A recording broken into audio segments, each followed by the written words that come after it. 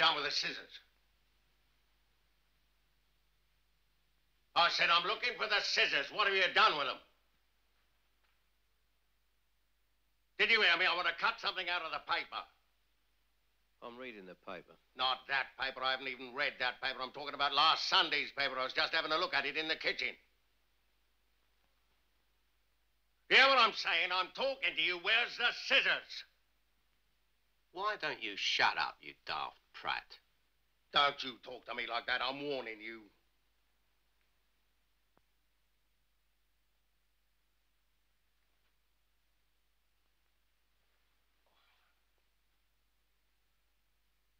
There's an advertisement in the paper about flannel vests. Cut price, Navy surplus. I could do with a few of them. I think I'll have a fag. Give me a fag. I just asked you to give me a cigarette.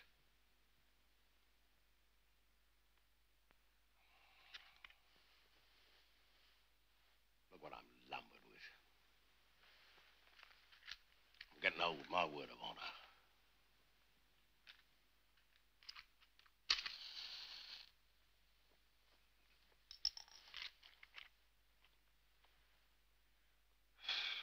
You think I wasn't a tearaway? I could have taken care of you twice over. I'm still strong. You ask your Uncle Sam what I was. But at the same time, I always had a kind heart. Always. I used to knock about with a man called McGregor. I called him Mac. You remember Mac, eh? Ah, we were two of the worst hated men in the West End of London. I tell you, I still got the scars. We'd walk into a place, the whole room would stand up. They'd make way to let us pass. You never heard such silence. Mind you, he was a big man. He was over 6 foot tall. His family were all McGregors. They came all the way from Aberdeen, but he was the only one they called Mac. He was very fond of your mother, Mac was. Very fond. He always had a good word for her. Mind you, she wasn't such a bad woman. Even though it made me sick just to look at her rotten, stinking face, she wasn't such a bad bitch. I gave her the best bleeding years of my life, anyway. Plug it, will you stupid sod? I'm trying to read the paper. Listen, I'll chop your spine off. You talk to me like that, you understand? Talking to your lousy, filthy father like that? You know what? You're getting demented.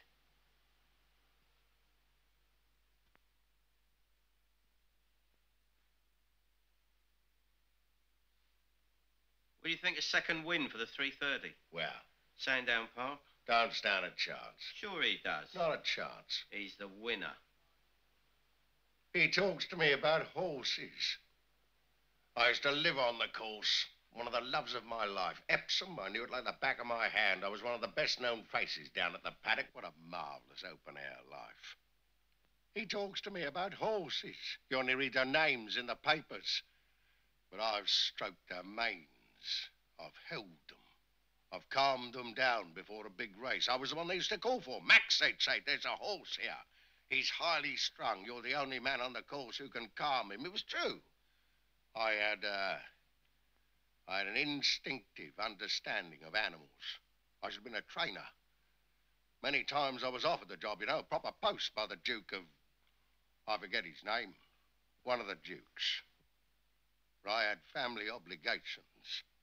My family needed me at home. The times I've watched those animals thundering past the post, what an experience. Of course, I always had the smell of a good horse. I could smell him. And not only the colts, but the fillies. Because the fillies are more highly strung than the colts. They're more unreliable. Did you know that? Now, what do you know? Nothing. And he talks to me about horses. Dad, do you mind if I change the subject? I want to ask you something. That dinner we had before, what was the name of it? What do you call it? Why don't you buy a dog? You're a dog cook. Honest, you think you're cooking for a lot of dogs. If you don't like it, get out. I am going out. I'm going out to buy myself a proper dinner. Well, get out. What are you waiting for? What did you say? I said shove off out of it. That's what I said. You'll go before me, Dad, if you talk to me in that tone of voice. Well, are you bitch? Oh, Daddy, you're not going to use your stick on me, are you, eh? Don't use your stick on me, Daddy. No, please. It wasn't my fault. It was one of the others. I haven't done anything wrong, Dad, honest. Don't clap me with that stick, Dad.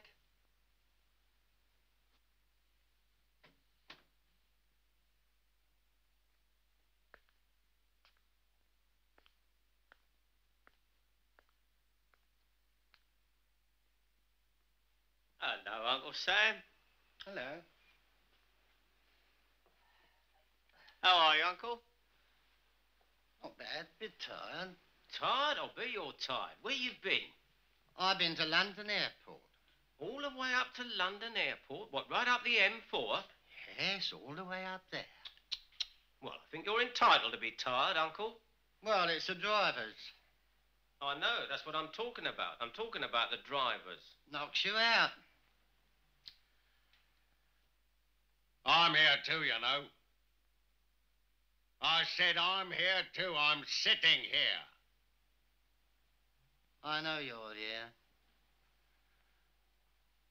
I took a Yankee out there today to the airport. Oh, a Yankee, was it? Yes, I've been with him all day. Picked him up at the Savoy at 12:30. Took him to the Caprice for his lunch. After lunch, I picked him up again. Took him down to a house in Eaton Square. He had to pay a visit to a friend there. And then round about tea time, I took him right the way out to the airport. Had to catch a plane there, did he? Yes. Look what he gave me. He gave me a box of cigars. Come here, let's have a look at them.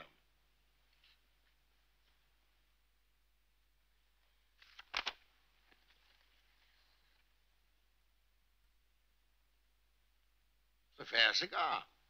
Want to try, man?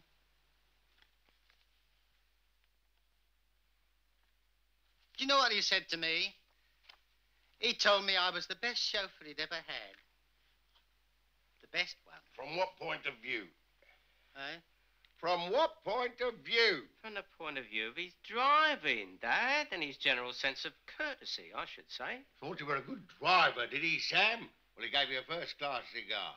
Yes, he thought I was the best he'd ever had. They all say that, you know. They won't have anyone else. They only ask for me. They say I'm the best chauffeur in the firm. I bet the other drivers tend to get jealous, don't they, Uncle? They do get jealous. They get very jealous. Why? I just told you. No, I just can't get it clear, Sam. Why do the other drivers get jealous? Because A, I'm the best driver. And because B, I don't take liberties. I don't press myself on people, you see.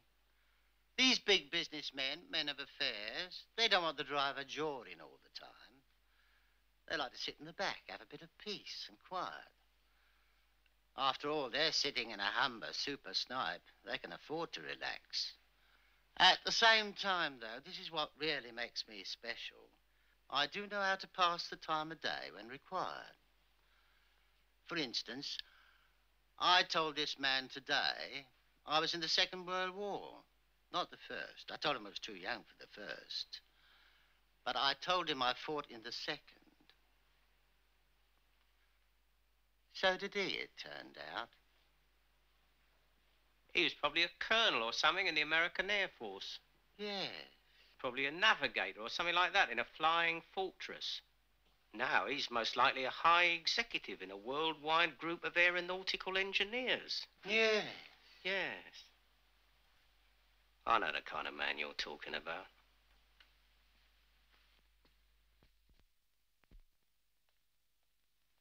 After all, I'm experienced. I was driving a dust cart at the age of 19. Then I was in long-distance haulage. I had 10 years as a taxi driver, and I've had 5 years as a private chauffeur. It's funny you never got married, isn't it? A man with all your gifts. Isn't it?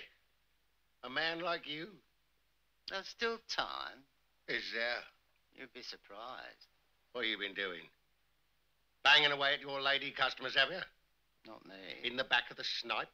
Been having a few crafty reefs in a lay-by, have you? Not me. On the back seat. What about the armrest? Was it up or down? I never done that kind of thing in my car. Above all that kind of thing, are you, Sam? Too true. Above having a good bang on the back seat, are you? Yes, I leave that to others. You leave it to others? What others, you paralyzed prat? I don't mess up my car or my boss's car like other people. Other people? What other people?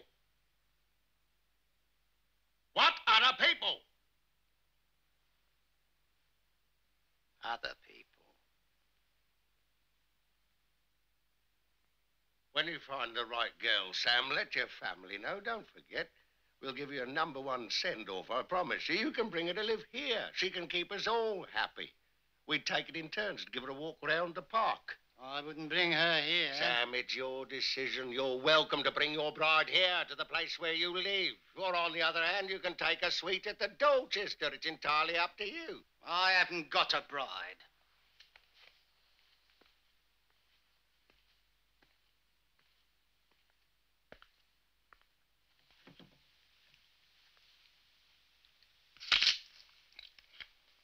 Getting a bit peckish.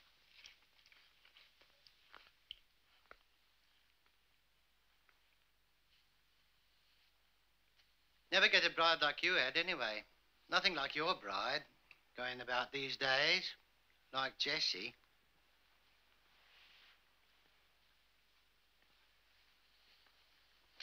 After all, I escorted her once or twice, didn't I? Drove her around once or twice in my cab. She was a charming woman. All the same, she was your wife. But still, they were some of the most delightful evenings I've ever had. Used to just drive her about.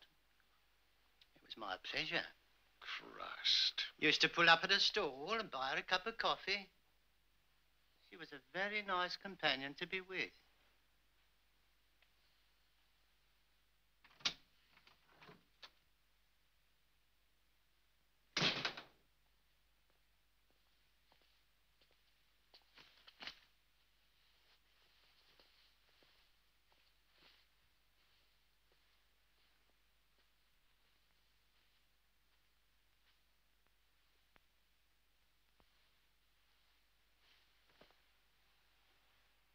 Feel a bit hungry. Me too. Who do you think I am, your mother? Hey? Honestly, walking here every time of the day and night like bloody animals. Go and find yourself a mother. I've been training down at gym. Yes, the boy's been working all day and training all night. What do you want, you bitch? You spend all the day sitting on your ass at London Airport, buy yourself a jam roll. You expect me to sit here waiting to rush into the kitchen the moment you step in the door? You've been living 63 years. Why don't you learn to cook? I can cook. Well, go and cook. What the boys want, Dad, is your own special brand of cooking, Dad. That's what the boys look forward to. The special understanding of foods, you know, that you've got. Stop calling me Dad. Just stop all that calling me Dad, you understand? But I'm your son. You used to tuck me up in bed every night. He tucked you up too, didn't he, Joey?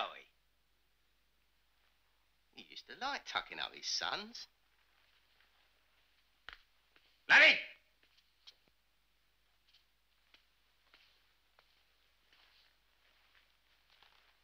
What? I'll give you a proper tuck-up one of these nights, son. You mark my word.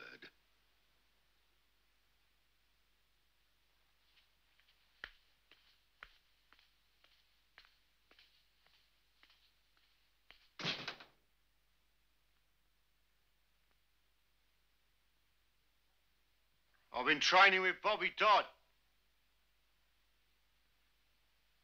Had a good go at the bag as well. Wasn't in bad trim. Boxing's a gentleman's game. I'll tell you what you got to do. What you got to do is you got to learn how to defend yourself. And you got to learn how to attack. That's your only trouble as a boxer. You don't know how to defend yourself and you don't know how to attack. Once you've mastered those arts, you can go straight to the top.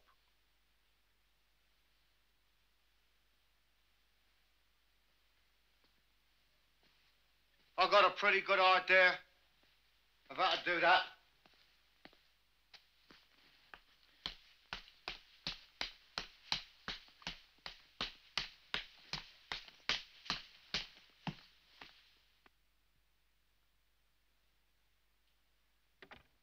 Sam, why don't you go too, eh?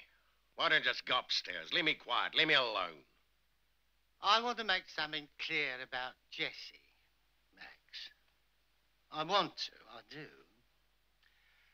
When I took her out in the cab round the town, I was taking care of her, for you. I was looking after her for you when you were busy, wasn't I? I was showing her the West End. You wouldn't have trusted any of your other brothers. You wouldn't have trusted Mac, would you? But you trusted me. I want to remind you.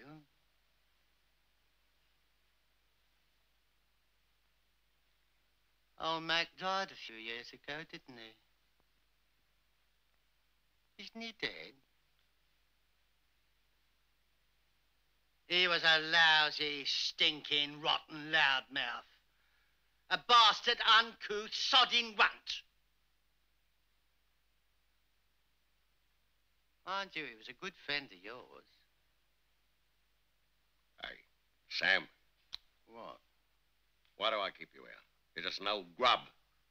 Am I? You're a maggot. Oh, yes? As soon as you stop paying your way, when you're too old to pay your way, you know what I'm going to do? I'm going to give you the boot. You are, right? Sure, bring in the money and I'll put up with you. When the firm gets rid of you, you can flake off. This is my house as well, you know. This was our mother's house. One lot after the other. One mess after the other. Our father's house. Look what I'm lumbered with.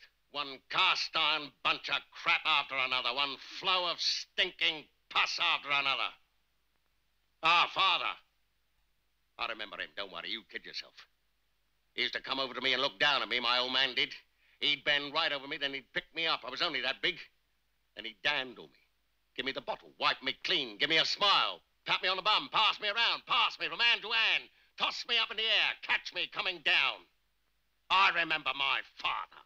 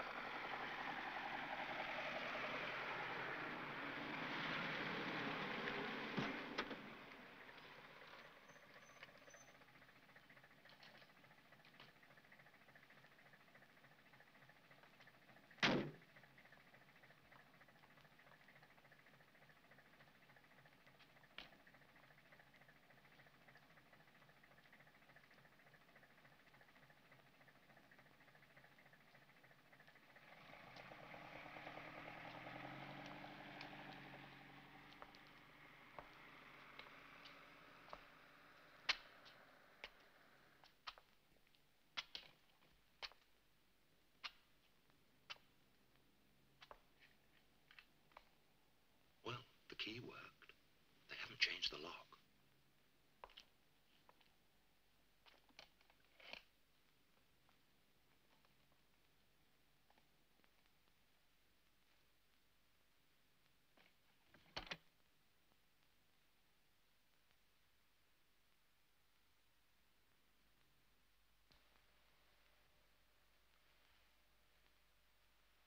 Can I sit down? Of course. I'm tired. Then sit down. That's my father's chair. That one? Yes, that's it. Shall I go up and see if my room's still there? Can't have moved. No, I mean if my bed's still there. Someone might be in it. No, they've got their own beds. Shouldn't you wake someone up, tell them you're here? Not at this time of night, it's too late. Shall I go up?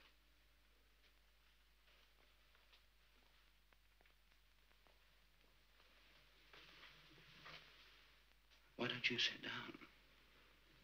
I'll just go up. Have a look.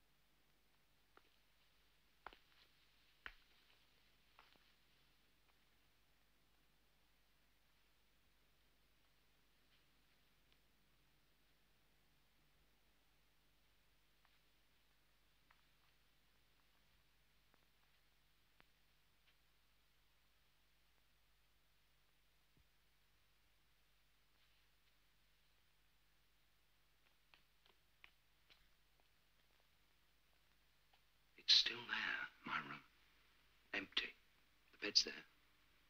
What are you doing? Blankets, no sheets. I'll find some sheets. I could hear snores, really. They're all still here, I think. They're all snoring up there. Are you cold? No. I'll make something to drink if you like, something hot. No, I don't want anything. What do you think of the room? Big, isn't it? It's a big house. I mean, it's a fine room, don't you think? Actually, there was a wall across there with a door. We knocked it down years ago to make an open living area. The structure wasn't affected, you see. My mother was dead. Tired? Just a little. We can go to bed if you like. No point in waking anyone up now. Just go to bed. See them all in the morning. See my father in the morning. Do you want to stay? Stay? We've come to stay. We're bound to stay. For a few days. I think the children might be missing us. Don't be silly. They might.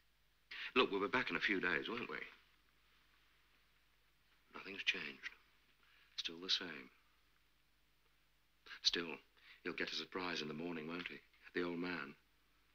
I think you'll like him very much, honestly. He's well, he's old, of course, getting on. I was born here. Do you realize that? I know. Why don't you go to bed? I'll find some sheets. I feel wide awake, isn't it odd? I think I'll stay up for a bit. Are you tired? No.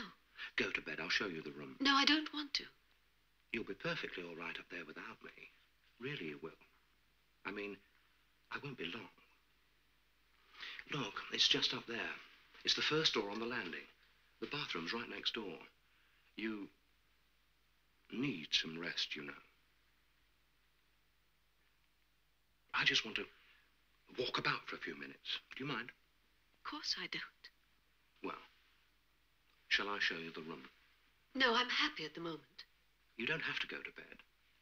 I mean, you can stay up with me. Perhaps I'll make a cup of tea or something. The only thing is we don't want to make too much noise. We don't want to wake anyone up. I'm not making any noise. I know you're not.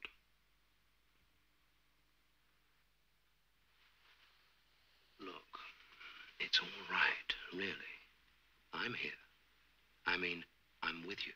There's no need to be nervous. Are you nervous? No. There's no need to be.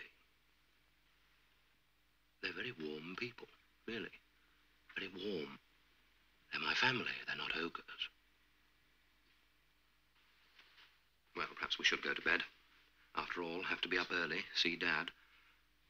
Wouldn't be quite right if he found us in bed, I think. Have to be up before 6. Come down, say hello. I think I'll have a breath of air. Yeah? What do you mean? Just a stroll. At this time of night. But we've only just got here. We've got to go to bed. I just feel like some air. But I'm going to bed. That's all right. But what am I going to do? The last thing I want is a breath of air. Why do you want a breath of air? I just do. But it's late. I won't go far. I'll come back. I'll wait up for you. Why? I'm not going to bed without you.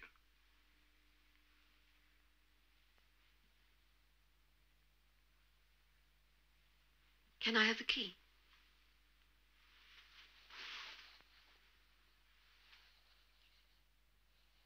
Why don't you go to bed?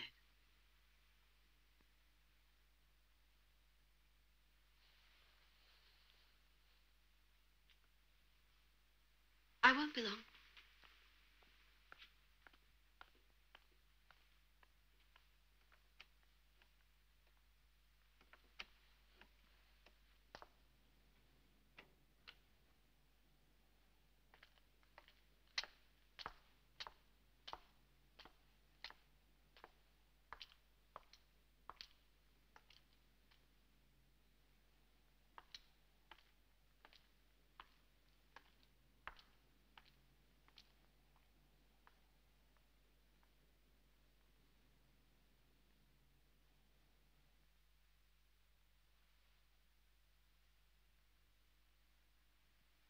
Hello, Lenny. Hello, Teddy. I didn't hear you come down the stairs. Oh, I didn't. I sleep down here now, next door. I've got a kind of study, workroom come bedroom next door now, you see. Oh. Did I wake you up? No. I just had an early night tonight. You know how it is. Can't sleep, keep waking up. How are you? Well, just sleeping a bit restlessly, that's all. Tonight, anyway. Bad dreams? No, I wouldn't say I was dreaming. It's not exactly a dream. It's just that something keeps waking me up. Some kind of tick. A tick? Yes. Well, what is it? I don't know. Have you got a clock in your room? Yes? Well, maybe it's the clock. Yes. Could be, I suppose. Well, if it's the clock, I better do something about it. Stifle it in some way or something.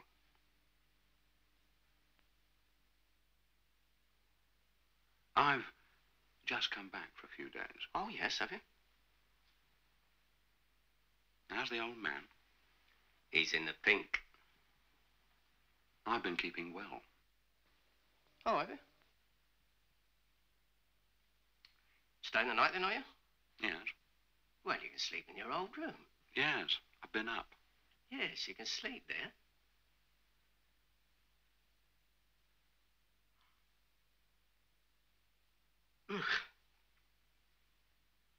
Oh, well. I'm going to bed. Are you? Yes, I'll get some sleep. Yes, I'm going to bed, too. Yeah, I'll give you a hand. No, they're not heavy. Nothing you want? Hmm? Nothing you might want for the night? Glass of water, anything like that? Any sheets anywhere? In the sideboard, in your room. Oh, good. Well, I'll see you at breakfast then. Yes, that's it. Ta-da!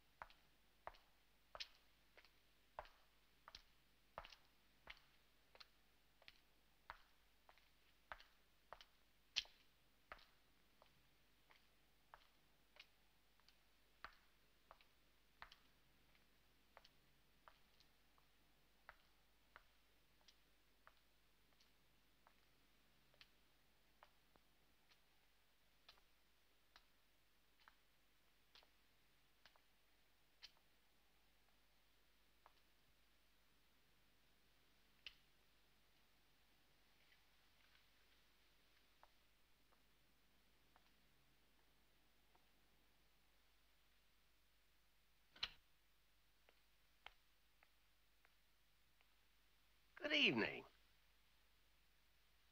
Morning, I think. You're right there. My name's Lenny. What's yours? Ruth. Cold? No. It's been a wonderful summer, hasn't it? Remarkable. Would you like something? A refreshment of some kind? An aperitif? Anything like that? No, thanks. I'm glad you said that. We haven't got a drink in the house. Mind you, I'd soon get something if we had a party, something like that. Some kind of celebration, you know. You must be connected with my brother in some way, the one that's been abroad. I'm his wife. Hey, listen, I wonder if you can advise me. I've been having a bit of a rough time with this clock. The tick's been keeping me up. The trouble is, I'm not all that convinced it was the clock. I mean, there are lots of things which tick in the night. Don't you find that? All sorts of objects which in the day you wouldn't call anything else but commonplace. They give you no trouble. But in the night, any given one of a number of them is liable to start letting out a bit of a tick. Whereas you look at these objects in the day and they're just commonplace. They're as quiet as mice during the daytime. So, all things being equal, this question of me saying it was the clock that woke me up, well, that could very easily prove something of a false hypothesis.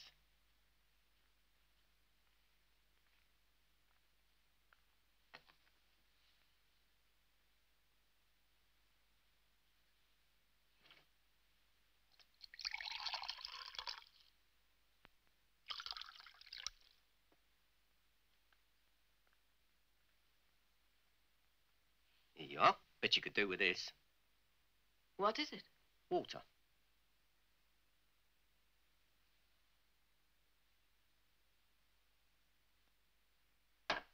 Isn't it funny? I've got my pyjamas on and you're fully dressed. Mind if I have one? Yes, it's funny seeing my old brother again after all these years. It's just the sort of tonic my dad needs, you know. He'll be chuffed to his bollocks in the morning when he sees his eldest son. I was surprised myself when I saw Ted, you know. Old Ted. I thought he was in America. We're on a visit to Europe. What, both of you? Yes. Well, you sort of live with him over there, do you? We're married. On a visit to Europe, eh? See much of it? We've just come from Italy. Oh, you went to Italy first, did you? Then he brought you over here to meet the family, did he? Well, the old man will be pleased to see you, I can tell you. Good. What'd you say? Good. Where'd you go to in Italy? Venice. Not dear old Venice, eh? That's funny. Do you know, I've always had the feeling that if I'd been a soldier in the last war, say in the Italian campaign, I'd have probably found myself in Venice. I've always had that feeling. The trouble was, I was too young to serve, you see. I was only a child. I was too small. Otherwise, I've got a pretty shrewd idea I'd have probably gone through Venice.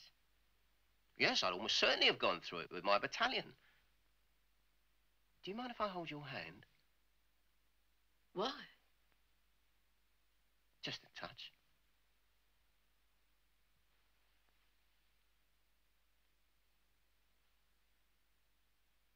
Just a tickle. Why? I'll tell you why. One night, not too long ago, one night down by the docks, I was standing alone under an arch, watching all the men jibbing the boom out in the harbour, playing about with a yardarm, when a certain lady came up to me and made me a certain proposal. This lady had been searching for me for days. She'd lost track of my whereabouts. However, the fact was she eventually caught up with me, and when she caught up with me, she made me this certain proposal. Well, this proposal wasn't entirely out of order, and normally I would have subscribed to it. I mean, I would have subscribed to it in the normal course of events. The only trouble was she was falling apart with a pox, so I turned it down. Well, this lady was very insistent and started taking liberties with me down under this arch. Liberties which, by any criterion, I couldn't be expected to tolerate, the facts being what they were, so I clumped her one. It was on my mind at the time to do away with her. You know, to kill her. And the fact is that as killings go, it would have been a simple matter. Nothing to it.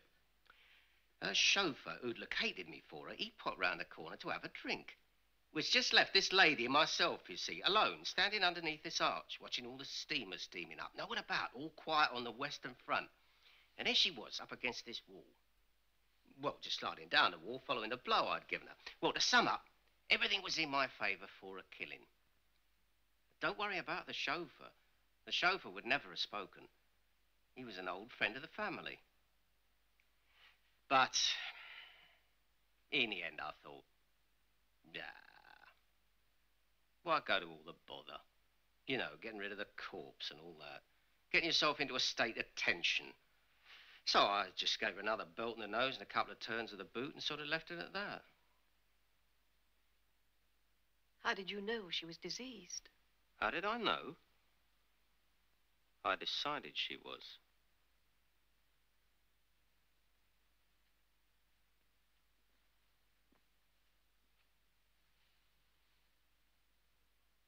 You and my brother are newlyweds, are you? We've been married 9 years. He's always been my favourite brother, old Teddy. Do you know that? And my goodness, we are proud of him here, I can tell you. Doctor of philosophy and all that. Leaves quite an impression. Of course, he's a very sensitive man, isn't he, Ted? Very. I've often wished I was as sensitive as he is. Have you? Oh, yeah. Oh, yes, very much so. I mean, I'm not saying I'm not sensitive. I am. I could just be a bit more so, that's all. Could you? Yes, just a bit more so, that's all. I mean, I'm very sensitive to atmosphere, but I tend to get desensitized, if you know what I mean, when people make unreasonable demands on me.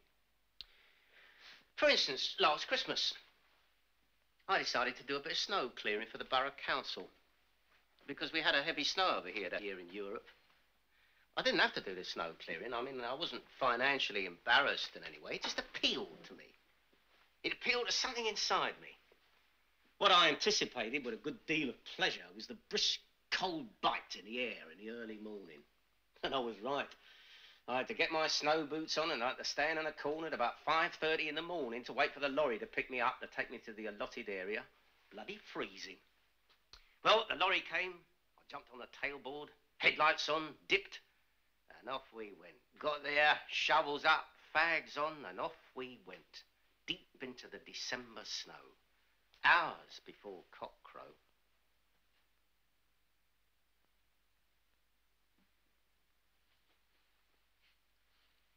Well, that morning, while I was having my mid-morning cup of tea in the neighbouring cafe, the shovel standing by my chair, an old lady approached me and asked me if I'd give her a hand with her iron mangle.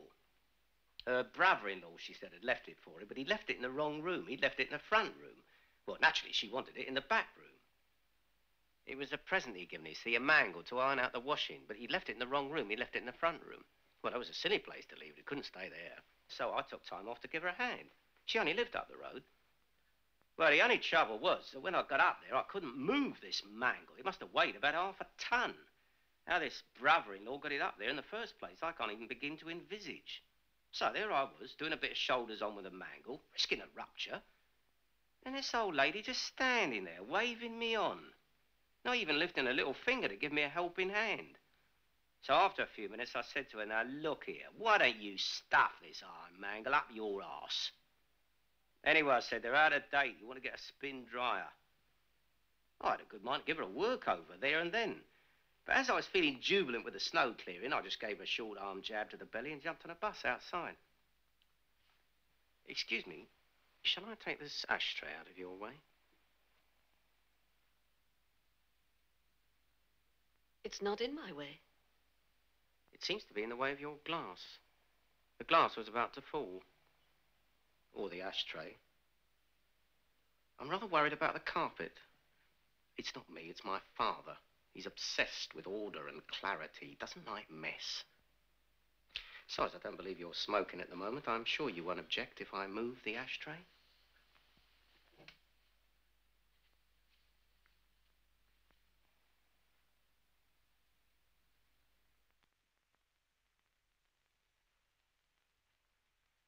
And now perhaps I'll relieve you of your glass.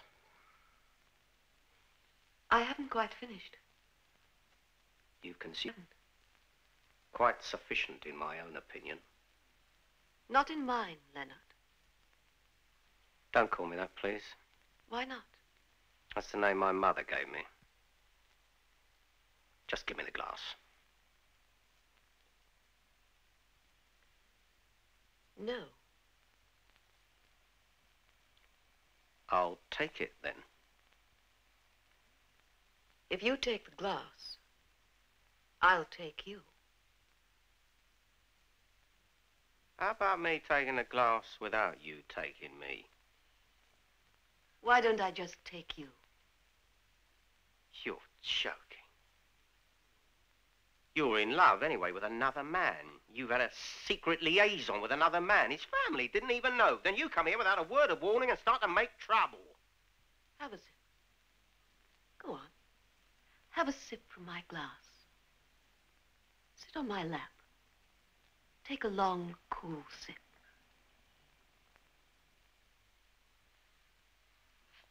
Put your head back and open your mouth. Take that glass away from me. Lie on the floor. Go on.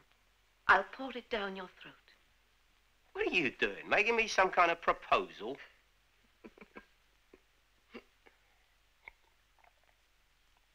Oh. I was thirsty.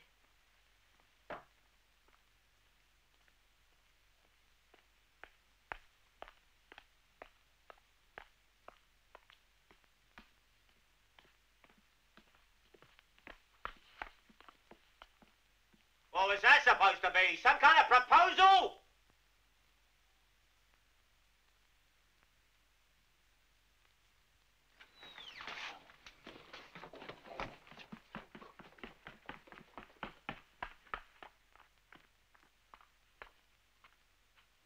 What's going on here? You drunk? What are you shouting about? You gone mad? Prancing about in the middle of the night, shouting your head off. What are you, a raving lunatic? I was thinking aloud. Is Joey down here? You've been shouting at Joey. Didn't you hear what I said, Dad? I said I was thinking aloud. You're thinking so loud you got me out of bed. Look, why don't you just pop off? Pop off? He wakes me up in the middle of the night. I think we've got burglars here. I think he got a knife stuck in him. I come down here, he tells me to pop off. What are you doing? Hiding someone here? I was sleepwalking. Get out of here. Leave me alone, will you? I want an explanation. You understand? I asked you who you got hiding here.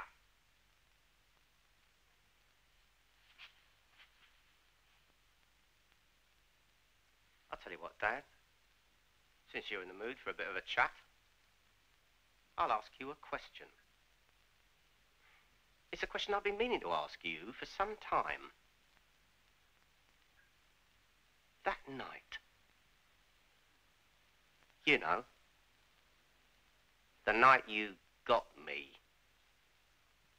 that night with Mum, what was it like? Eh? When I was just a glint in your eye, what was it like? What was the background to it? I mean, I want to know the real facts about my background. I mean, for instance, is it a fact that you had me in mind all the time? Or is it a fact that I was the last thing you had in mind? I'm only asking this in a spirit of inquiry. You understand that, don't you? I'm curious. And there's lots of people of my age share that curiosity. Do you know that, Dad? They often ruminate, sometimes singly, sometimes in groups, about the true facts of that particular night.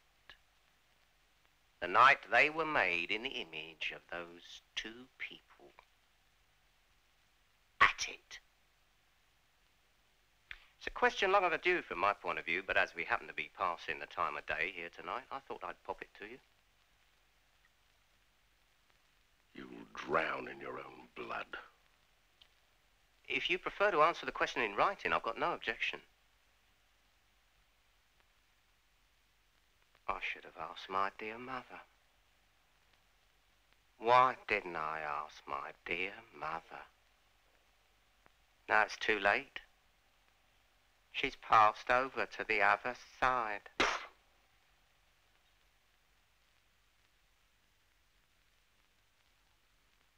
Now look what you've done. I'll have to hoover that in the morning, you know.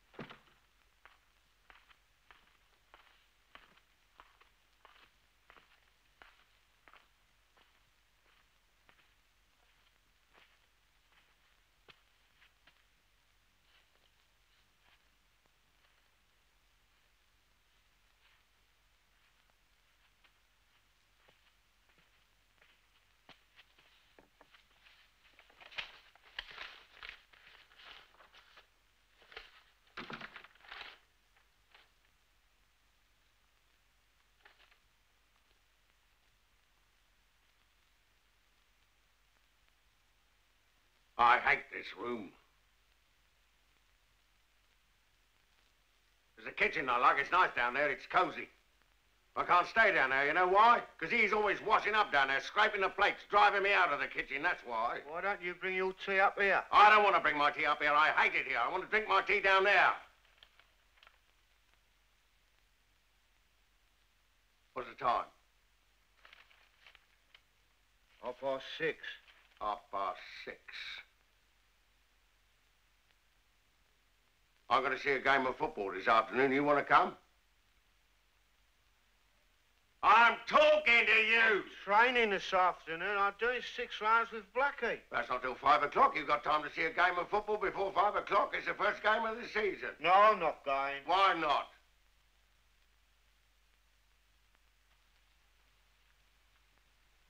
What's he doing down there?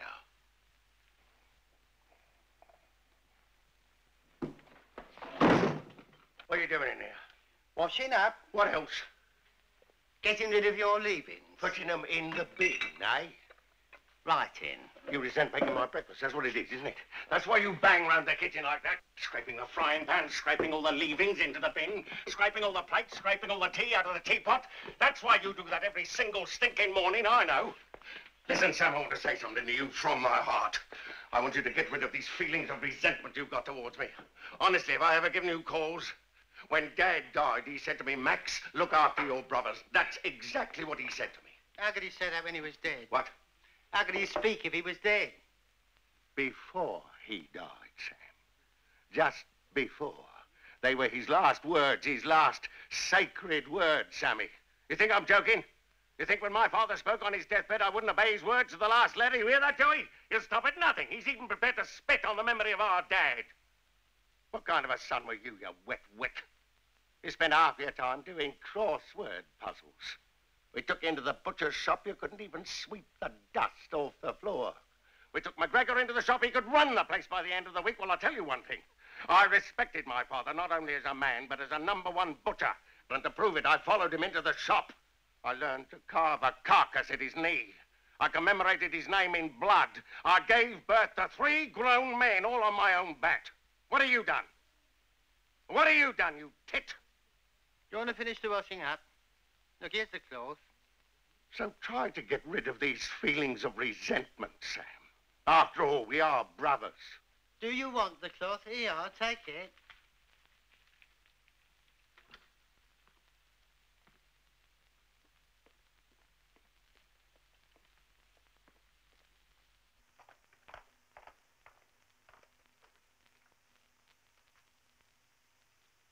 Hello?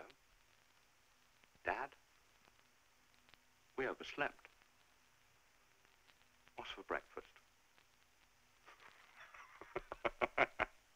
We overslept.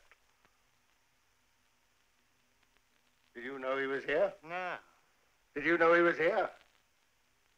I asked you if you knew he was here. No. And who knew? Who knew? I didn't know. I was going to come down, Dad. I was going to be here when you came down. How are you? Look, I'd like you to meet... How long have you been in this house? All night. All night. I'm a laughing stock. How'd he get in? I had my key.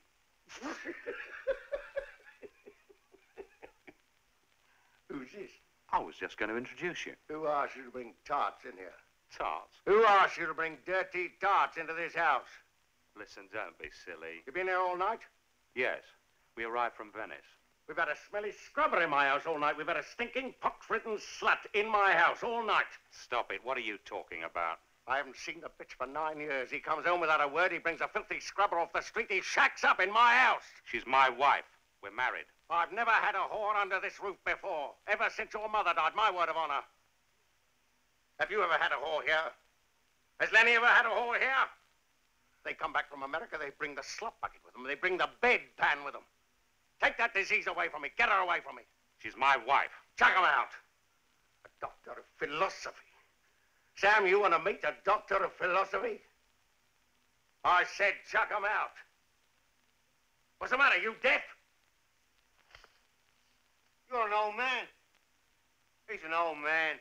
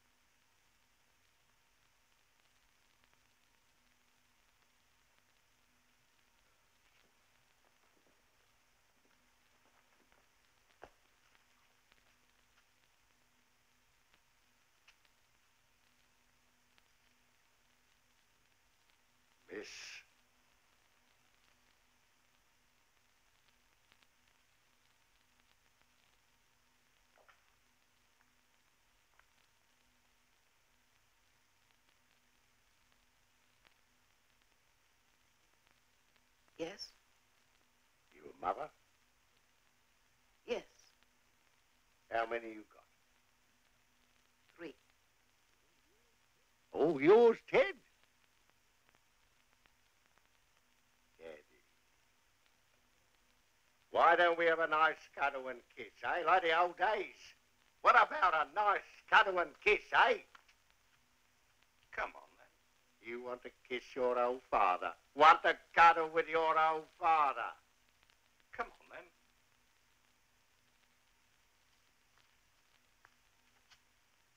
Come on. You still love your old dad, eh?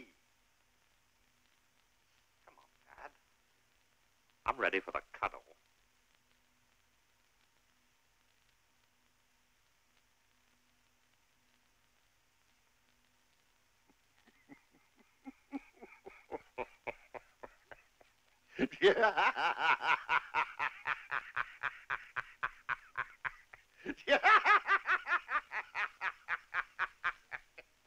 He still loves his father.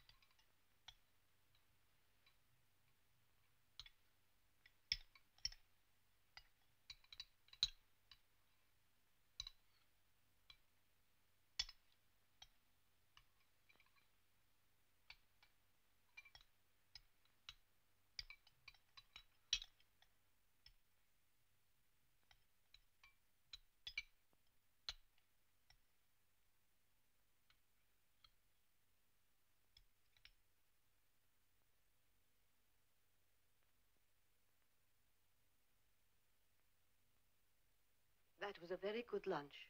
I'm glad you liked it. Did you hear that? Well, I put my heart and soul into it, I can tell you.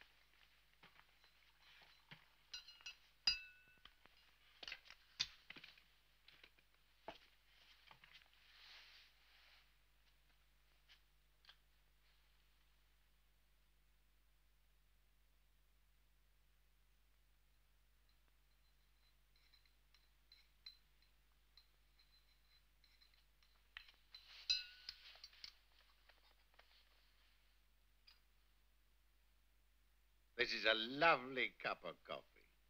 I'm glad. I got the feeling you're a first-rate cook.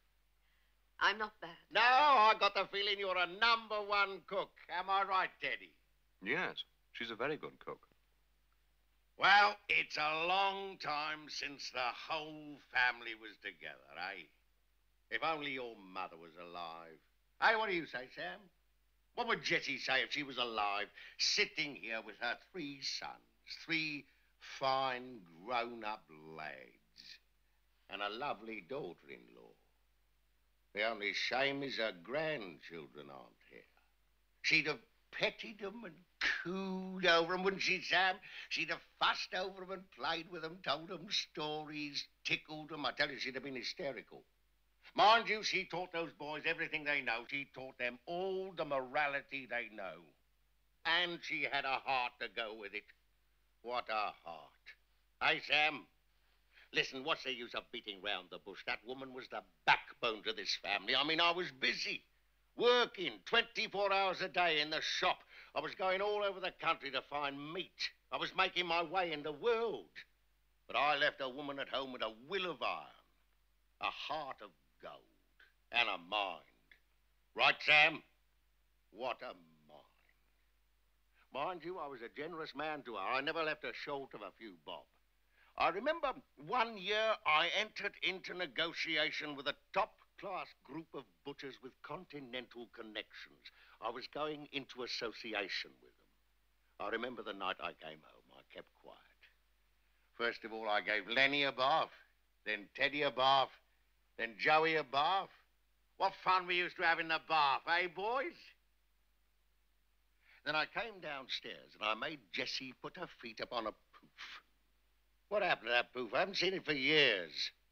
She put her feet up on the poof and I said to her, Jessie, I think our ship is going to come home. I'm going to treat you to a couple of items. I'm going to buy you a dress in pale corded blue silk, heavily encrusted in pearls.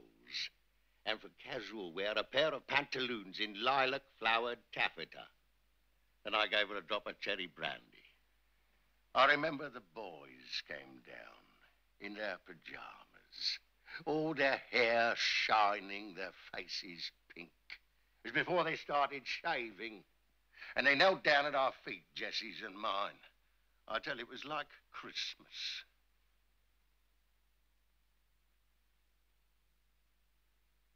What happened to the group of butchers? The group? They turned out to be a bunch of criminals like everyone else. This is a lousy cigar. What time you got to work? Soon. Got a job on this afternoon, have you? Yes, I know. What do you mean you know? You'll be late. You'll lose your job. What are you trying to do? Humiliate me? Don't worry about me. It makes the bile come up in my mouth. The bile, you understand? I worked as a butcher all my life, using the chopper and the slab.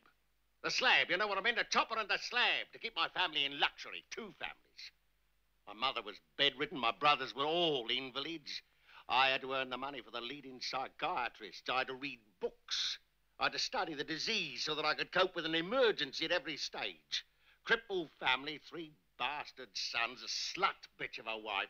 Don't talk to me about the pain of childbirth. I suffered the pain. I still got the pangs. When I give a little cough, my back collapses. And here I got a lazy, idle bugger of a brother who won't even get to work on time. The best chauffeur in the world. All his life, he sat in the front seat giving lovely hand signals. You call that work? This man doesn't know his gearbox from his ass. You go and ask my customers. I'm the only one they ever ask for. What do the other drivers do? Sleep all day? I can only drive one car. They can't all have me at the same time. Anyone could have you at the same time. You'd bend over for $50 on Blackfriars Bridge. Me? For 2 bob and a toffee apple. He's insulting me. He's insulting his brother. I'm driving a man to Hampton Court at 4:45. You want to know who could drive? McGregor. McGregor was a driver. Don't you believe it? He didn't even fight in the war. This man didn't even fight in the bloody war. I did. Who did you kill?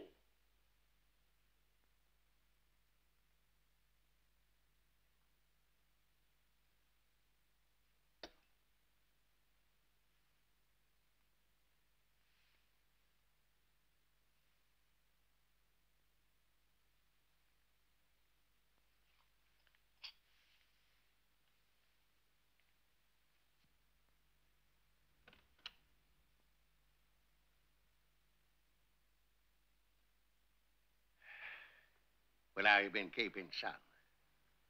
I've been keeping very well, Dad. It's nice to have you with us, son. It's nice to be back, Dad. You should have told me you were married, Teddy. I'd have sent you a present. Where was the wedding? In America? No, here. The day before we left. Did you have a big function? No, there was no one there. You're mad. I'd have given you a white wedding. We'd have had the cream of the cream there. I'd have been only too glad to bear the expense, my word of honor. Well, you were busy at the time. I didn't want to bother you.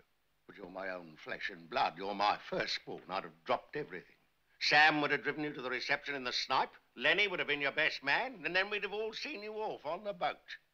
I mean, you don't think I disapprove of marriage, do you? Don't be daft. I've been begging my two youngsters for years to find a nice, feminine girl with proper credentials. It makes life worth living. Anyway, what's the difference? You did it. You made a wonderful choice. You got a wonderful family, a marvelous career. So why don't we let bygones be bygones? You know what I'm saying? I want you both to know that you have my blessing. Thank you. Don't mention it. How many other houses in the district have got a doctor of philosophy sitting down drinking a cup of coffee? I'm sure Teddy's very happy to know that you're pleased with me. I think he wondered whether you would be pleased with me. But you're a charming woman. I was. What? What's he say? I was different when I met Teddy first. No, you weren't. You were the same. I wasn't. Who cares? Listen, live in the present. What you worrying about? I mean, don't forget the Earth's about 5,000 million years old at least. Who can afford to live in the past?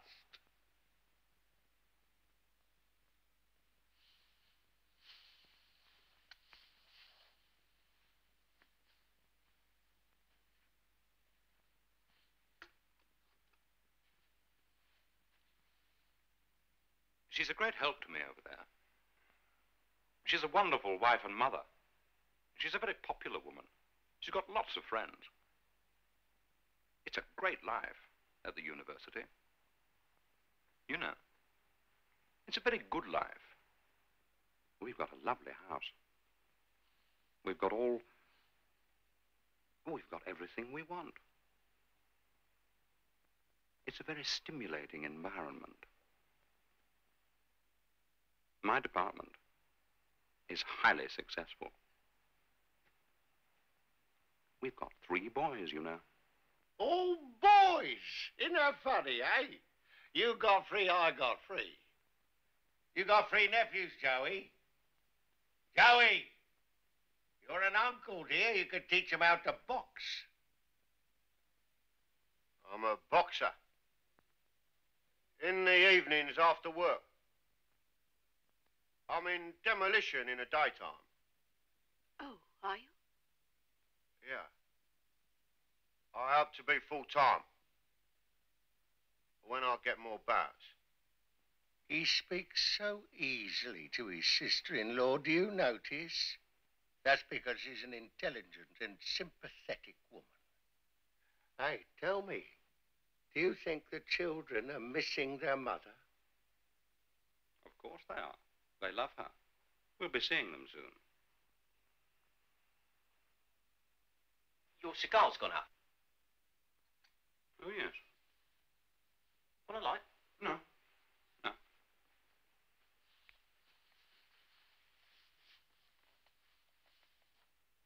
So was yours.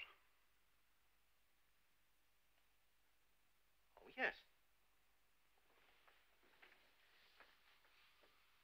Hey, Teddy, you haven't told us much about your doctorship of philosophy. What do you teach?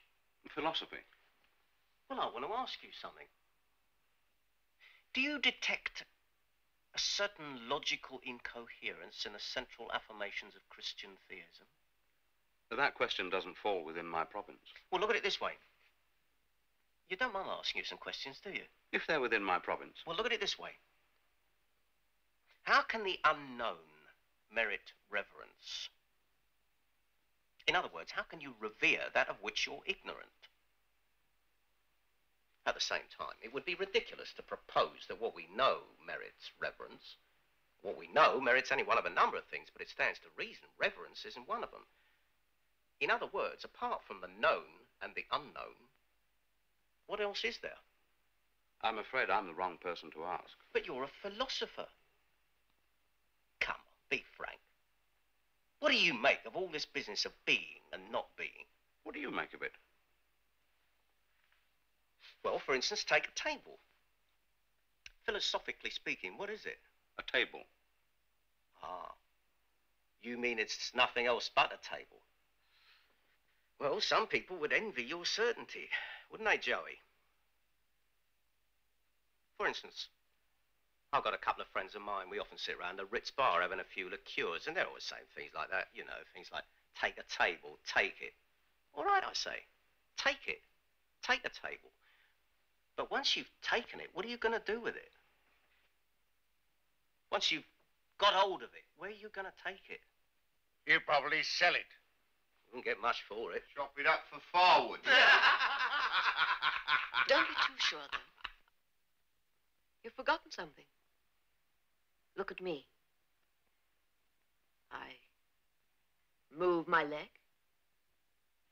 That's all it is. But I wear underwear, which moves with me. It captures your attention. Perhaps you misinterpret. The action is simple. It's a leg, moving. My lips move.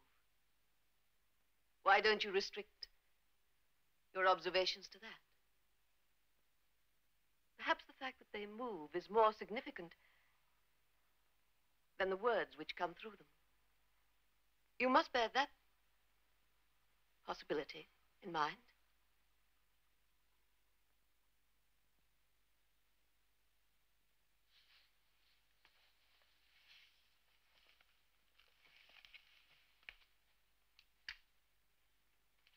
I was born quite near here. Then, 9 years ago, I went to America. It's all rock and sand. It stretches so far, everywhere you look. And there's lots of insects there. And there's lots of insects there.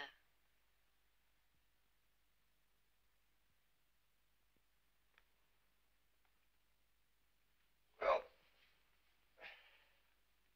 time to go to the gym. Time for your workout, Joey. I'll come with you.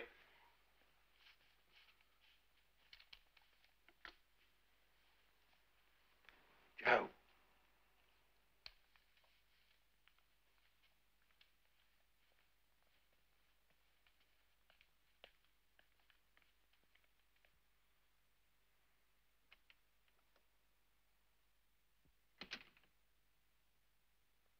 I think we'll go back. Shall we go home? Why? Well, we were only here for a few days, weren't we? We might as well cut it short, I think. Why? Don't you like it here? Of course I do. But I'd like to go back and see the boys now. Don't you like your family? Which family? Your family here. Of course I like them. What are you talking about?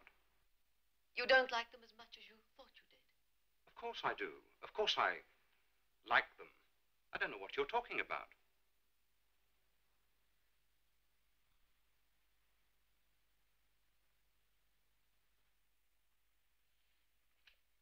Listen.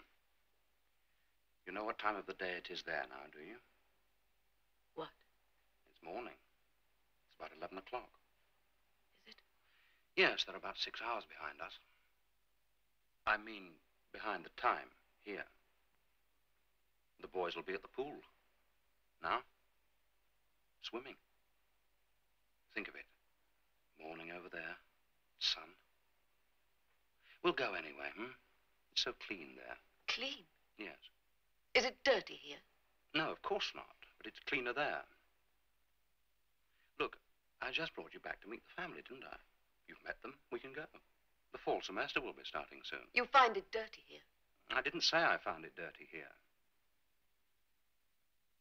I didn't say that.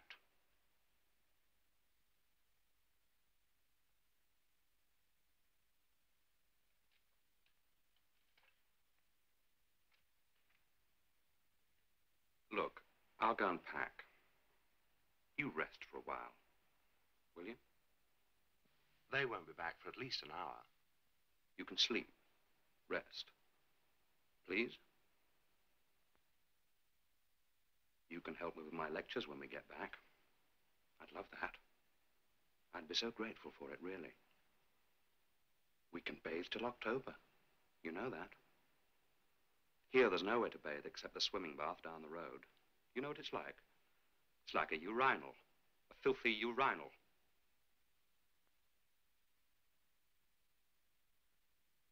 You liked Venice, didn't you? It was lovely, wasn't it? You had a good week. I mean, I took you there. I can speak Italian. If I'd been a nurse in the Italian campaign, I would have been there before.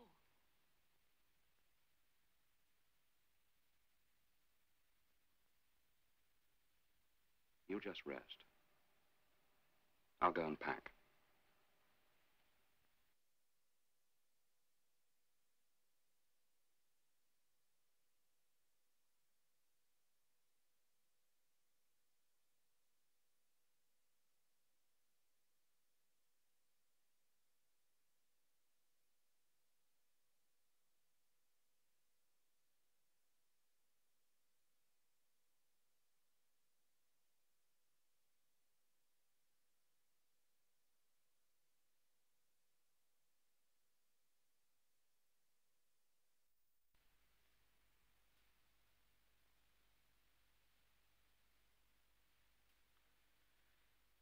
Well, the evenings are drawing in. Yes, it's getting dark. Winter will soon be upon us. Time to renew one's wardrobe. That's a good thing to do. What? I always... Do you like clothes? Oh, yes, very fond of clothes. I'm fond. What do you think of my shoes? Yeah, very nice. No, I can't get the ones I want over there. Can't get them over there, eh? No, you don't get them there. I was a model before I went away. Hats? I bought a girl a hat once. We saw it in a glass case in a shop. I'll tell you what it had. It had a bunch of daffodils on it, tied with a black satin bow, and then it was covered with a cloche of black veiling. A cloche. I'm telling you, she was made for it. No, I was a model for the body. Photographic model for the body. Indoor work?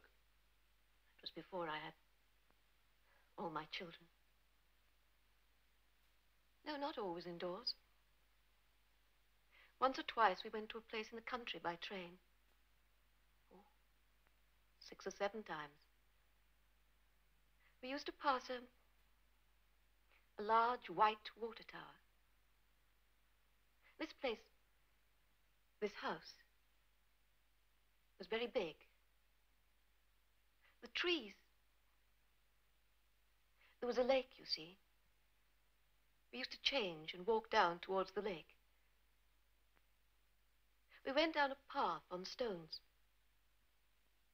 There were, on this path, just, yes, when we changed in the house, we had a drink. There was a cold buffet. Sometimes we stayed in the house, but most often we went down to the lake and did our modeling there. Just before we went to America, I went down there. I walked from the station to the gate. Then I walked up the drive. There were lights on. I stood in the drive The house was very light.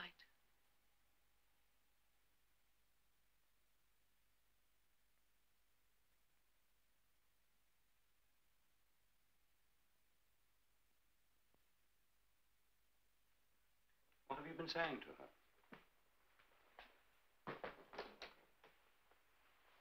Here's your coat. Ruth? Come on, put it on. Ruth?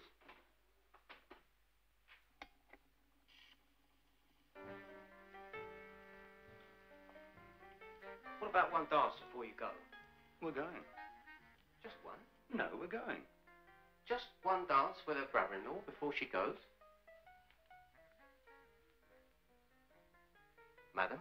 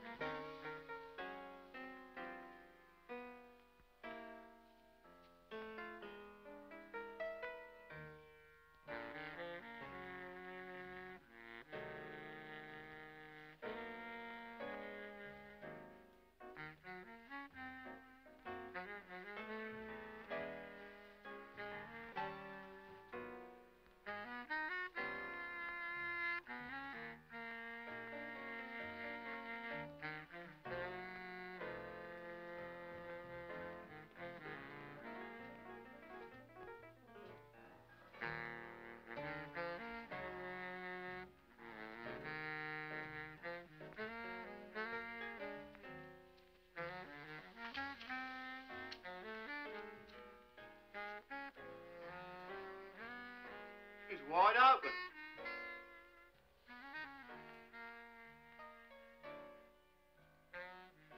She's a tart. Oh, Lenny's got a tart in here.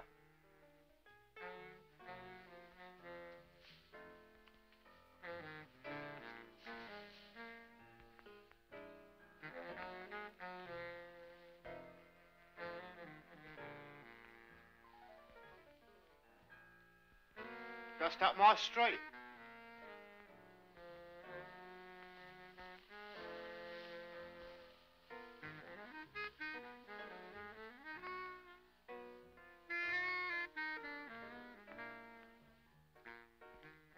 Better than a rub down, this.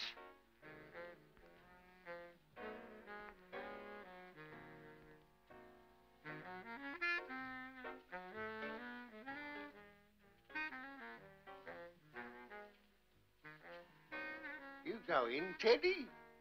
Already? Well, when are you coming over again, eh? Look, next time you come over, don't forget to let us know beforehand whether you're married or not. I'll always be glad to meet the wife, honest, I'm telling you. Mind you, she's a lovely girl. A beautiful woman. And a mother, too, a mother of three. You've made a happy woman out of her. It's something to be proud of. I mean, we're talking about a woman of quality. We're talking about a woman of feeling.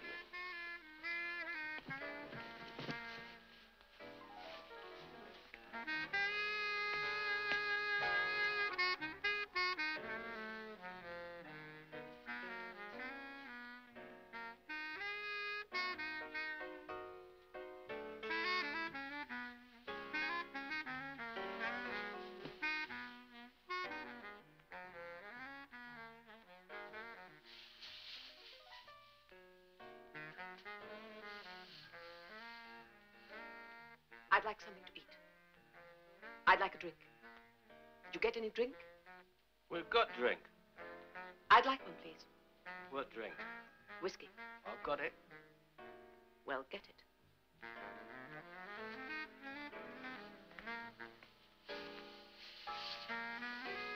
Put the record on.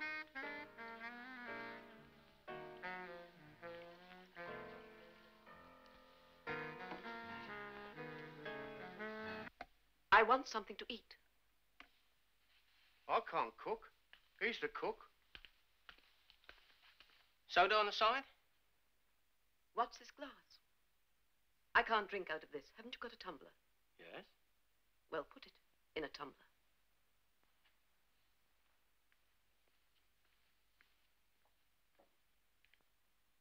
On the rocks or as it comes? Rocks? What do you know about rocks? We've got rocks, but they're frozen stiff in the fridge. Drinks all round? What food do you want?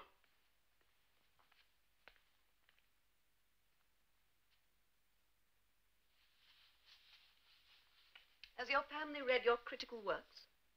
That's one thing I never done. I never read one of his critical works. You wouldn't understand them. What sort of food do you want? I'm not a cook anyway. Soda, Ted, or as it comes? You wouldn't understand my works. You wouldn't have the faintest idea of what they were about. You wouldn't appreciate the points of reference. You're way behind, all of you. There's no point in my sending you my works. You'd be lost. It's nothing to do with the question of intelligence. It's a way of being able to look at the world. It's a question of how far you can operate on things and not in things. I mean, it's a question of your capacity to ally the two, to relate the two, to balance the two, to see, to be able to see. I'm the one who can see. That's why I can write my critical works. Might do you good. Have a look at them. See how certain people can view things. How certain people can maintain intellectual equilibrium. Intellectual equilibrium. You're just objects. You just move about. I can observe it. I can see what you do. It's the same as I do, but you're lost in it. You won't get me being. I won't be lost in it.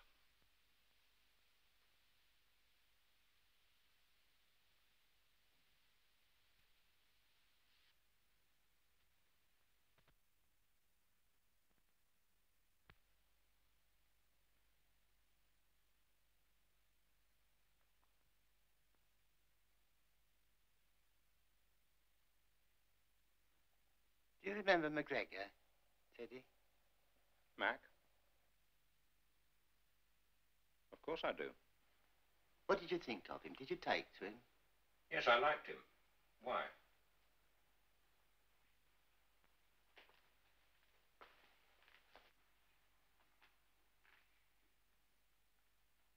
Teddy, shall I tell you something? You were always your mother's favorite. She told me it's true. You were always the main object of her love. Why don't you stay for a couple more weeks, eh? We could have a few laughs. Still here, Ted? You'll be late for your first seminar.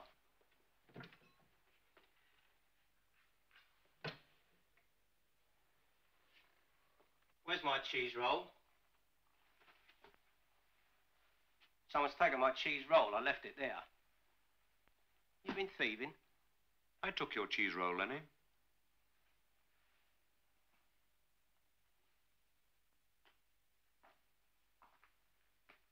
You took my cheese roll. Yes. I made that roll myself. I cut it, put the butter on, sliced a piece of cheese, and put it in between. I put it on a plate, and I put it in the sideboard. I did all that before I went out. Now I come back and you've eaten it. Well, what are you going to do about it? I'm waiting for you to apologize. But I took it deliberately, Lenny. You mean you didn't stumble on it by mistake? No, I saw you put it there. I was hungry, so I ate it. Barefaced audacity. What led you to be so vindictive against your own brother? I'm bowled over. Well, Ted? I'd say this is something approaching the naked truth, isn't it? It's a real cards on the table stunt. I mean, we're in the land of no holds barred now. Well, how else can you interpret it? To pinch your younger brother's specially made cheese roll when he's out doing a spot of work. That's not equivocal, it's unequivocal.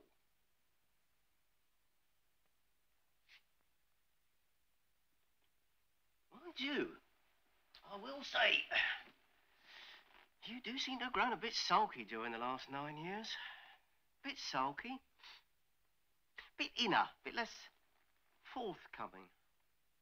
It's funny, because I'd have thought that in the United States of America, I mean, with the sun and all that, the open spaces on the old campus, in your position, lecturing, the centre of all the intellectual life out there on the old campus, all the social whirl, all the stimulation of it all your kids and all that to have fun with down by the pool, the greyhound buses and all that, tons of iced water, all the comfort of those Bermuda shorts and all that on the old campus.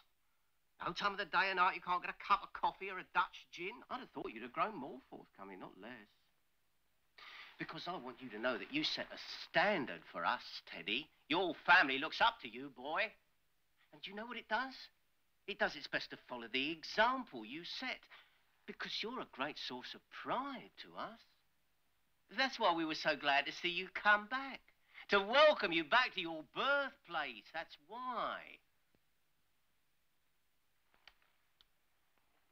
Now listen, Ted.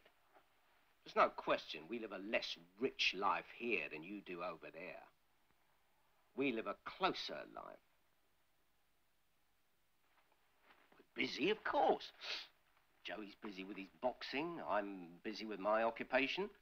Dad still plays a good game of poker. And he does the cooking as well, well up to his old standard. And Uncle Sam's the best chauffeur in the firm. But we do nevertheless make up a unit, Teddy. And you're an integral part of it. And we all sit round the backyard having a quiet gander at the night sky.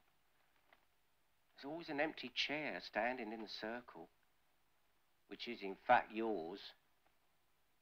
And so when you at length return to us, we do expect a bit of grace, a bit of je ne sais quoi, a bit of generosity of mind, a bit of liberality of spirit to reassure us. We do expect that.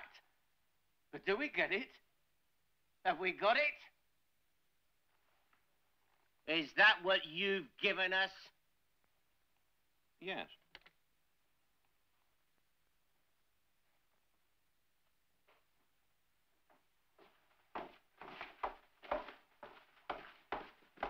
How'd you get on? Not bad. What do you mean?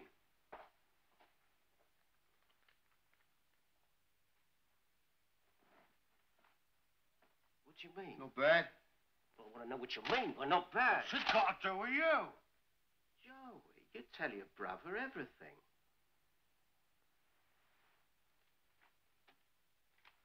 I didn't get all the way.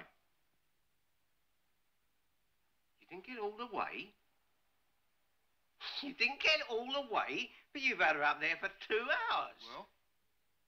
You didn't get all the way, and you've had her up there for 2 hours? What about it? What are you telling me? What do you mean? Are you telling me she's a tease? She's a tease. What do you think of that, Ted? Your wife turns out to be a tease. He's had her up there for 2 hours and he didn't go the whole hog. I didn't say she was a tease. You're joking. Sounds like a tease to me. Don't it to you, Ted? Perhaps he hasn't got the right touch. Joey, not the right touch. Don't be ridiculous. He's had more dolly than you've had cream cakes. He's irresistible. He's one of the few and far between. Tell him about the last bird you had, Joey. What bird? The last bird, when we stopped the car. Oh, that, yeah. Well, we were in Lenny's car one night last week. The Alpha. And, bowling down the road. Up near the Scrubs. Yeah, up over by the Scrubs. We were doing a little survey of North Paddington. And it was pretty late, wasn't it? Yes, it was late. Well? And then we, by the curb, we saw this parked car with a couple of girls in it. And their escorts. Yeah, there were 2 geezers in it. Anyway, we got out and we told the 2 escorts to go away, which they did. We got the girls out of the car. We didn't take them over to Scrubs. Oh, no, not over the Scrubs. Well, the police would have noticed us there, see. We took them over a bomb site. Rubble. In the rubble. Yeah, plenty of rubble. Well, you know. Then we had 'em. You've missed out the best bit. He's missed out the best bit. What bit? His bird says to him, I don't mind, she says, but I've got to have some protection. I've got to have some contraceptive protection. I haven't got any contraceptive protection, old Joey says to her. In that case, I won't do it, she says. Yes, you will, says Joey. Never mind about a contraceptive protection. Even my bird laughed when she heard that. Yes, even she gave out a bit of a laugh. So you can't say old Joey isn't a bit of a knocker when he gets going, can you? And here he is, upstairs with your wife for 2 hours, and he hasn't even been a whole hog. Well, your wife sounds like a bit of a tease to me, Ted. What do you make of it, Joey? You satisfied? Don't tell me you're satisfied without going the whole hog. I've been the whole hog plenty of times. Sometimes you can be happy and not go the whole hog. Now and again you can be happy without going any hog.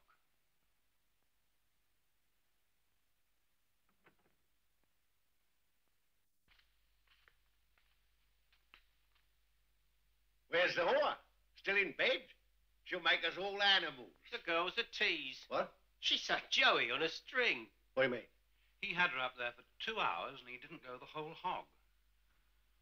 My Joey?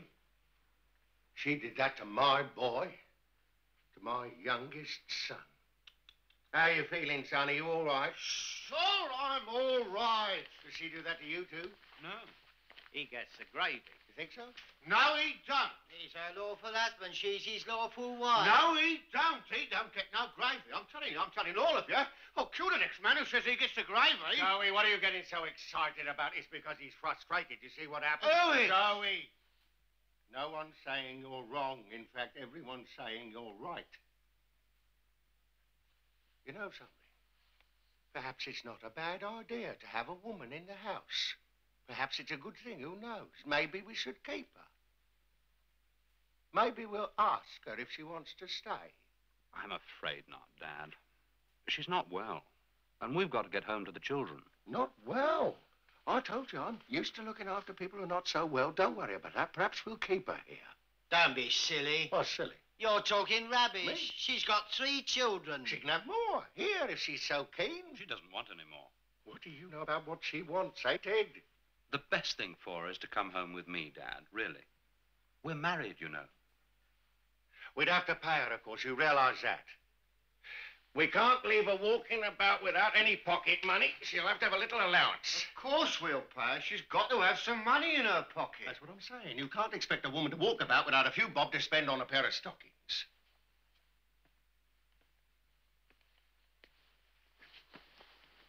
Where's the money going to come from? Well, how much is she worth? What are we talking about? 3 figures? I asked you where the money's going to come from. It'll be an extra mouth to feed. It'll be an extra body to clothe. You realise that? I'll buy her clothes. What with? I'll put in a certain amount out of my wages. That's it. We'll pass the hat round. We'll make a donation. We're all grown-up people. We've got a sense of responsibility. We'll all put a little in the hat. It's democratic. It'll come to a few quid, Dad. I mean, she's not a woman that likes walking around in second-hand goods. She's up to the latest fashion. Well, you wouldn't want her walking about in clothes which don't show her off at her best, would you? Lenny, do you mind if I make a little comment? It's not meant to be critical. But I think you're concentrating too much on the economic considerations. There are other considerations. There are the human considerations. You understand what I mean? There are the human considerations. Don't forget them. I won't. Well, don't. After all, she's not someone off the street. She's my daughter-in-law. That's right. Hey, I see. Joey will donate. Sam will donate. I'll put in a few bob out of my pension. Lenny will cough up. We're laughing. What about you, Ted? How much you going to put in the kitty? I'm not putting anything in the kitty. What? You won't even help to support your own wife, you lousy stink pig. Your mother would drop dead if she heard you take that attitude. Hey, Dad. I've got a better idea. What? There's no need for us to go to all this expense. I know these women. Once they get started, they ruin your budget. I've got a better idea. Why don't I take her up with me to Greek Street? You mean put her on the game? We'll put her on the game. That's a stroke of genius. That's a marvellous idea. You mean she can earn the money herself on her back? Yes. Wonderful. The only thing is it'll have to be short hours. We don't want her out of the house all night. I can limit the hours. How many? 4 hours a night. Was that enough? You bring in a good sum for 4 hours a night. Well, you should know. After all, it's true. The last thing we want to do is wear the girl out. She's going to have her obligations this end as well. Where are you going to put her in Greek Street? It doesn't have to be right in Greek Street, Dad. I've got a number of flats all round that area. You have? Well, what about me? Why don't you give me one? You're sexless. Hey, wait a minute. What's all this? I know what Lenny's saying. Lenny's saying she can pay her own way. What do you think, Teddy? That'll solve all our problems. Hey, wait a minute. I don't want to share her. What do you say? I don't want to share her with a lot of yobs. Jobs? You arrogant git. What arrogance? Will you be supplying her with jobs? I've got a very distinguished clientele, Jaden. More distinguished than you'll ever be. So you can count yourself lucky we're including you in. I didn't think I was going to have to share her. Well, you are going to have to share her. Otherwise, she goes straight back to America. You understand? Well, there's something worrying me. Perhaps she's not so up to the mark, eh?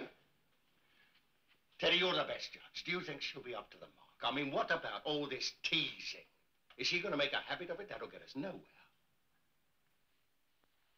It was just love play, I suppose.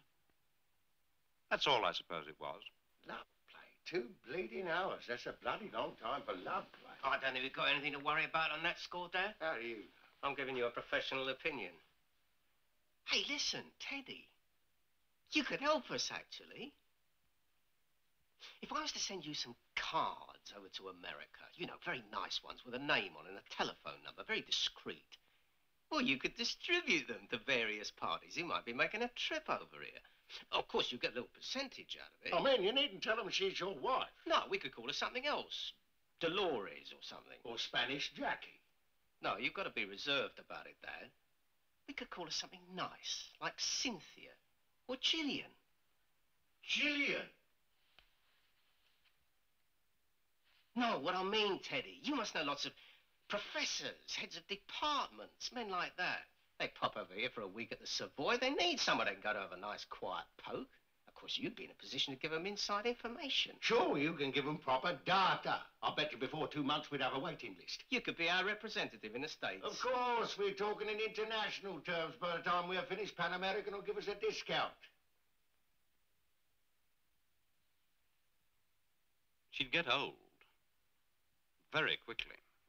Not in this day and age with the health service. Oh, how'd she get old? She'd have the time of her life.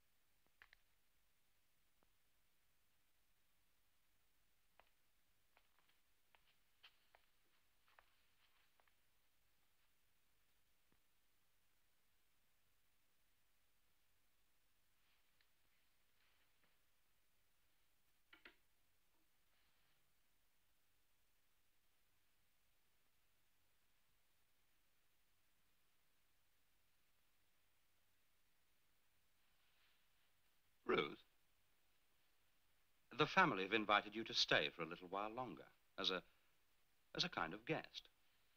If you like the idea, I don't mind. We can manage very easily at home, until you come back. How very nice of them. It's an offer from our heart. It's very sweet of you. Listen, it would be our pleasure. I think I'd be too much trouble. Trouble? What are you talking about? What trouble? Listen, I'll tell you something. Since poor Jessie died, hey, Sam, we haven't had a woman in the house. Not one inside this house. And I'll tell you why. because their mother's image was so dear, any other woman would have tarnished it. But you, Ruth, you're not only lovely and beautiful, but you're kin, you're kith. You belong here. I'm very touched. Of course you're touched. I'm touched. But, Ruth, I should tell you that you'll have to pull your weight a little if you stay, financially. My father isn't very well off. Oh, I'm sorry. No, you just have to bring in a little, that's all, a few pennies, nothing much. It's just we're waiting for Joey to hit the top as a boxer. When Joey hits the top, well... Or you can come home with me. We'd get you a flat. A flat? Yes, Where? in town. But you'd live here with us. Of course you would. This would be your home in the bosom of the family. You'd just pop up to the flat for a couple of hours a night, that's all. Just a couple of hours, that's all, that's all. Make enough money to keep you going here. How many rooms would this flat have? Not many. I would want at least 3 rooms and a bathroom. You would need 3 rooms and a bathroom. She'd need a bathroom. But not 3 rooms. Oh, I would, really. 2 would do. No, 2 wouldn't be enough. I'd want a dressing room, a restroom, and a bedroom. All right, we'll get you a flat with 3 rooms and a bathroom. With what kind of conveniences? All conveniences. A personal maid. Of course. We finance you to begin with, and then once you were established, you could pay us back in installments. Oh, no, I wouldn't agree to that. Oh, why not? You would have to regard your original outlay simply as a capital investment. I see. All right. You'd supply my wardrobe, of course. We'd supply everything. Everything you need. I'd need an awful lot, otherwise I wouldn't be content. You'd have everything. I would naturally want to drop an inventory of everything I would need, which would require your signatures in the presence of witnesses. Naturally. All aspects of the agreement and conditions of employment would have to be clarified to our mutual satisfaction before we finalize the contract. Of course. It might prove a workable arrangement. I think so. And you'd have the whole of your daytime free. Of course, you could do a bit of cooking here if you wanted to. Make the beds. Scrub the place out a bit. And keep everyone company. McGregor had Jessie in the back of my cab as I drove him along. What's he done? Dropped dead? Yes. A corpse? A corpse on my floor? Get him out of here. Clear him out of here.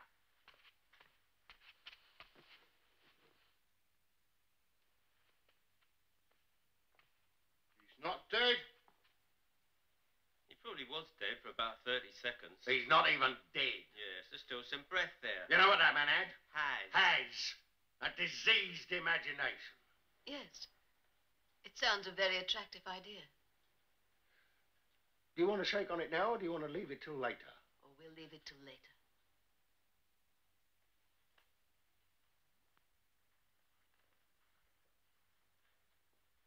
I was going to ask him to drive me to London Airport. Well, I'll leave your case, Ruth. I'll just go up the road to the underground. Listen, if you go the other way, first left, first right, you remember? You might find a cab passing there. Yes, I might do that. Or you can take the tube to Piccadilly Circus. Won't take you 10 minutes. Pick up a cab from there out to the airport. Yes, I'll probably do that. Mind you, they'll charge you double fare. They'll charge you for the return trip. It's over the 6-mile limit. Yes. Well, bye-bye, Dad. Look after yourself. Thanks, son. Listen, I want to tell you something. It's been wonderful to see you. It's been wonderful to see you. Do your boys know about me, eh? Would they like to see a photo, do you think, of their grandfather? I know they would. I've got one on me. I've got one here. Just a minute. Here. Would they like that one? They'll be thrilled. Goodbye, Lenny. Ta-ra, Ted. Good to see you. Have a good trip. Bye-bye, Joey. Ta-ra. Eddie.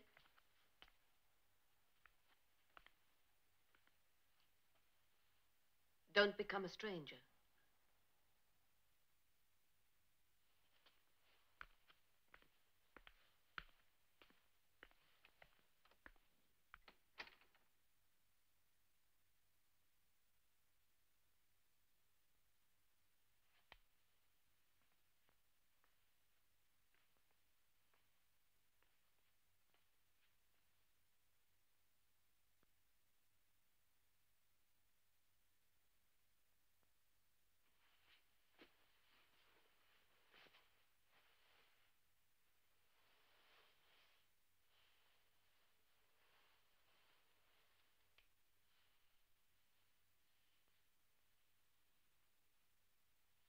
I'm too old, I suppose.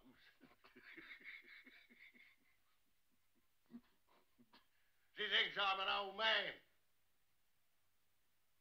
I'm not such an old man. You think I'm too old for you? Listen, you think you're just going to get that big slag all the time? You think you're just going to have him? You're going to just have him all the time? You're going to have to work. You'll have to take them on, you understand? Does she realize that? Lenny, do you think she understands what we're getting at? What we got in mind? Do you think she's got it clear? I don't think she's got it clear. You understand what I mean? Listen, I've got a funny feeling she'll do the dirty on us. You want to bet? She'll use us. She'll make use of us. I can tell you. I can smell it. You want to bet? She won't be adaptable.